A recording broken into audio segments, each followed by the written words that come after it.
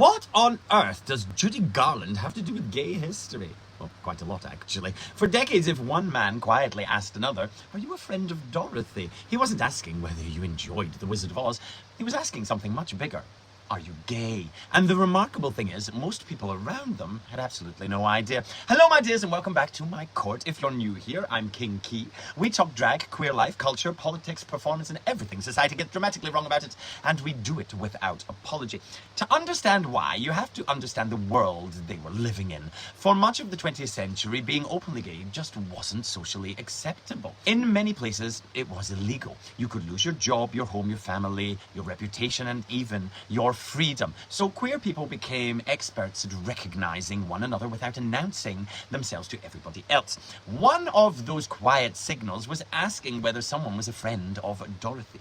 The exact origins are debated. Some historians believe it referred to Dorothy from The Wizard of Oz, whose kindness, acceptance, and search for belonging deeply resonated with many gay men. Others suggested the phrase may also have been influenced by writer Dorothy Parker, who was known for her sharp wit and friendships within queer circles.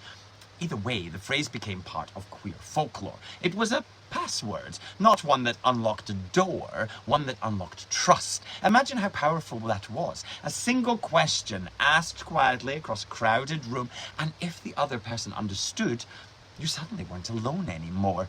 People sometimes assume coded language exists because queer people wanted to be secretive.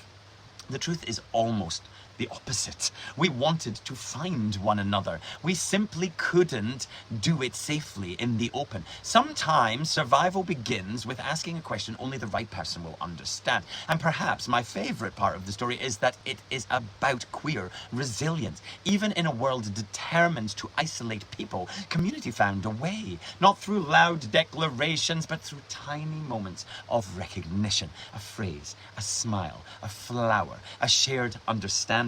Today, many LGBTQIA+ people have some level of freedom to introduce themselves openly, to fall in love openly, and that's something generations before us could only ever have dreamt of. So the next time you hear the phrase "friend of Dorothy," remember, it wasn't just a clever code, it was a lifeline. And if you made it this far in the video, well done you. Welcome to the court. Go ahead and share this video, smash that follow or subscribe button, my dear, and remember, once a jewel, always a jewel.